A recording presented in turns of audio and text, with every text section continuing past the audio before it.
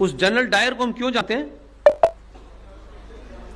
जलियांवाला बाग था तो general Dyer officer था एक, है ना। गोली चलाने वाले 99% हिंदू थे, हिंदुस्तानी थे, ये भी एक बात है। हमने कभी उस समय की इंग्लिश सरकार को तो गाली नहीं दी। जब यह किस्सा आता है तो हम उस ऑफिसर को गाली देते हैं ना। हमारी मेमोरी में आज तक जनरल डायर तो एक सरकारी अफसर था, उसे आदेश आया, वो एक एक्सपर्ट था, वो कहता कि नहीं गोली नहीं चला सकता मैं, ये मेरे मैनुअल में नहीं लिखा हुआ, क्योंकि वो तो आईपीसी में जो आपके लोग जाते हैं आईपीएस बनते हैं वो उनका अलग मैनुअल होता है ना। वो नेताजी कल कहते हैं उठ के कि ऐसा कर दो तो ऐसा वो नहीं कर सकता ना। वो कहेगा मेरे मैनुअल में ये नहीं लिखा है, मुझे कब लाठी चलानी है, कब गोली चलानी है, कब हवाई फायर करना है, as an expert I am a police officer, I will decide, you may dictate me. वो बात अलग है कि उस दलास ऑफिसर को अपने प्रमोशन चाहिए होगा तो उसने पूछा नहीं। तो जनरल डायर का पत्थर से नाम लिखा हुआ है, जलियांवाला जाएंगे, और जितने लोग मारे गए हैं उनके भी नाम मैक्सिमम लिखे गए कि नहीं लिखे गए। अगर वो नहीं लिखे गए होते और ये किस्सा हम लोगों को कहीं किताबों में पढ़ते तो किसी ने पढ़ता, कोई नहीं पढ़ता, तो हम आज भी जनरल डायर को याद रखते हैं और बार बार ये सोचते हैं कि उसने कैसा किया, ऐसा दोबारा ना हो। लेकिन इस आजाद भारत में एक घटना घटी है, लेकिन मेरा आदमी, मेरी पार्टी का आदमी, अरे मेरे तो दूर के रिश्तेदार लगते हैं यार, इनको लेने से मेरी जाति, हम कितने मक्कार लोग हैं। इसलिए जब तक ये बीमारी नहीं जाएगी, आप कुछ भी कर लीजिए, आपकी दुर्गति जो दीवार पे लिखी हुई है वहीं बढ़ रही है, हर दिन वो आप तक पहुंच रही है, आप सुनना नहीं चाहते। इसलिए मैं फिर कह रहा हूं, अगर शत्रुओं के साथ मेरा सगा भाई भी है तो वो उतना ही बड़ा शत्रु है जितना बड़ा असली शत्रु है। ये नहीं होगा, इसको बचा लो, इसके पापों को माफ कर दो क्योंकि ये तो मेरी जाति का है। नहीं, 30 अक्टूबर 1990 से लेकर के 2 नवंबर 1990 तक उत्तर प्रदेश के शहर फैजाबाद के पास एक जगह है अयोध्या। उस समय मुलायम सिंह की सरकार थी और कार सेवकों पे गोली चली। अनगिनत लाशें उस सरयू नदी में थी, सड़कों पे मिली, लोगों ने एक एक फीट जमीन में दबा दिया। कितने लोग घर पहुंचते पहुंचते मर गए। हमारे मन में ये सवाल क्यों नहीं आया जो सुबह से शाम तक प्रवचन दे रहे हैं कि अगर राम मंदिर आज बना, राम मंदिर के रास्ते को जो भी सरकारी तंत्र ने अपना उसमें काम किया और राम मंदिर बन गया, बड़े सारे लोगों को उस पूजा में आगे बैठने का बड़ा शौक था। कुछ ने तो सवाल उठाया कि राजा कैसे करेगा, राजा सारा काम करे हैं, तुम पास पांत खाने आ जाओ उसमें। सुनो, एक बात बताओ, मेरे पास म्यूचुअल फंड्स भी है जिसमें रेगुलर एसआईपीज होती हैं, स्टॉक्स भी हैं, और इसमें भी मेरा विरोध नहीं है। मैं अपनी बात रखने के लिए कह रहा हूं, मेरा किसी व्यक्ति विशेष से कोई रोष नहीं है। लेकिन भाई मेरे, राम मंदिर बन गया, भव्य बन गया, अभी लेटेस्ट मैंने सुना कि 400 करोड़ रुपया टैक्स दिया है राम मंदिर ने। राम मंदिर ने कोई बिजनेस कर रहा है राम मंदिर? तो ये टैक्स किस बात का दिया है इस वक्त मेरा वो भी विषय नहीं है। उस अयोध्या में मेरी मांग है, मैं नहीं जानता, न मैं गया था, न मेरा कोई लेना है, न कोई देना है, लेकिन आने वाली नस्लों को ये झूठे किताबें लिखने वाले, ये झूठे 2 कौड़ी के नेता, ये अपने अपने स्वार्थों में क्या बोलेंगे मैं नहीं जानता। मेरी मुहिम है अयोध्या में एक बड़ी सी दीवार बनाई जाए, पत्थर की दीवार बनाई जाए, और उस पत्थर की दीवार में 30 अक्टूबर से 2 नवंबर के बीच में जिसने भी सनातनी हिंदू पुलिस की गोली में मारे गए हैं उनके नाम अंकित किए जाएं उस घटना में।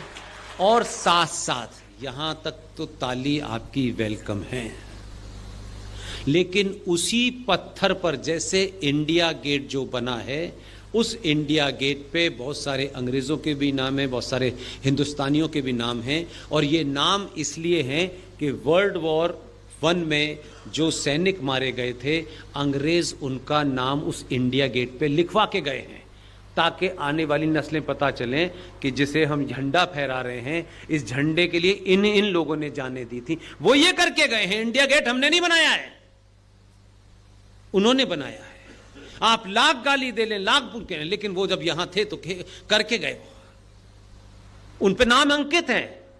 मैं इसलिए कह रहा हूं कि उस दीवार पे सबके नाम लिखे जाएं, और साथ साथ जैसे जनरल डायर को हमने लिखा है, उस अफसर का भी नाम लिखा जाए जिसने गोली चलाने का आदेश दिया था। इसलिए क्या, तब तो ईमानदारी है। आधी मेरा आधी बचा लेना फिर बेईमानी है।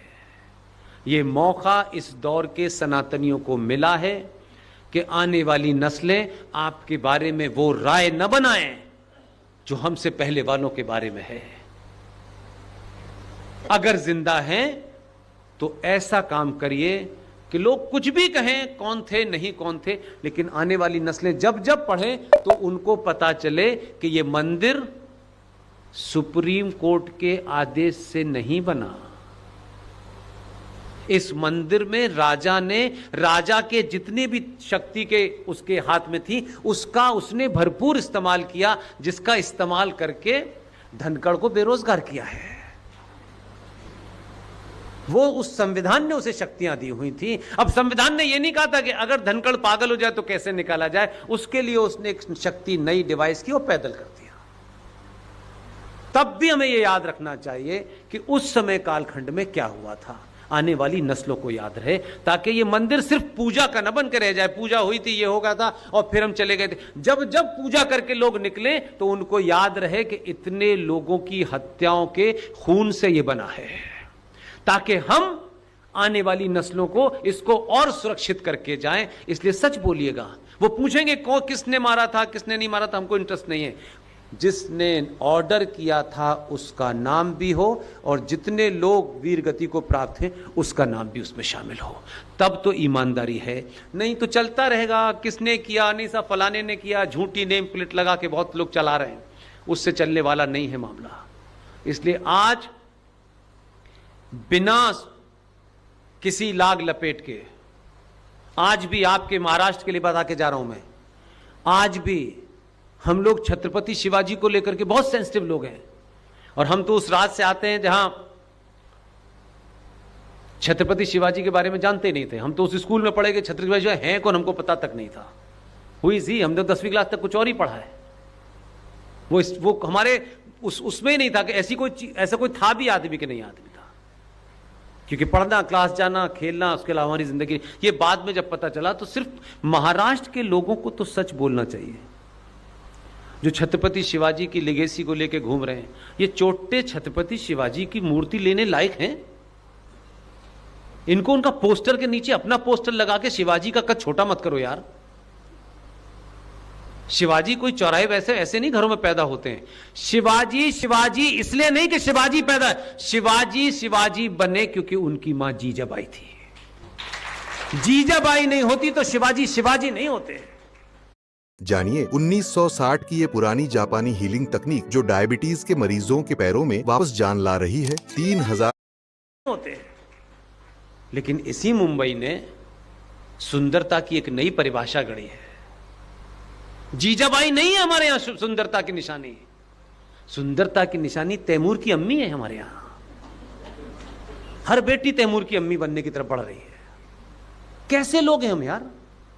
उन शिवाजी के बारे में आज भी देश में मॉडर्न हिस्ट्री की किताब जो अलीगढ़ मुस्लिम विश्वविद्यालय के एक प्रोफेसर इरफान हबीब ने लिखी है, जिन्होंने हमको भी पढ़ाया था, उनकी मॉडर्न हिस्ट्री की किताब आज भी उस सिलेबस के अंदर लगी हुई है। यहां से लेके वहां तक दुनिया जमाने की बातें, हिंदी पे गाली, उस पे गाली, ये वो, दुनिया जमाने की सिविलाइजेशन इन चोटों से सुरक्षित नहीं रहने वाली। प्रोफेसर इरफान हबीब की किताब मॉडर्न हिस्ट्री की जो आज भी आपके कोर्स में पढ़ाई जा रही है, आप सनातनियों का, आप हिंदूवादियों का, सनातनी हिंदुओं का बेटा बेटी अगर आईएएस का एग्जाम देगा और उसे मॉडर्न हिस्ट्री का पेपर पढ़ना है, तो मॉडर्न हिस्ट्री में वही किताब वैलिड है जो इरफान हबीब ने लिखी है। और आप मराठा हैं, आपके अंदर शिवाजी का जोश है, और अगर शिवाजी पे प्रश्न आ गया तो मॉडर्न हिस्ट्री की इरफान हबीब की किताब के वो शब्द वैलिड है, कुछ और लिखा तो नंबर कम हो जाएंगे। मुझे बताइएगा किसी बहादुर मराठी का बेटा बेटी जिस दिन ये काम करे तो मैं मानूंगा कि ये सच्चा मराठी है। उसमें लिखा है पता है आपको?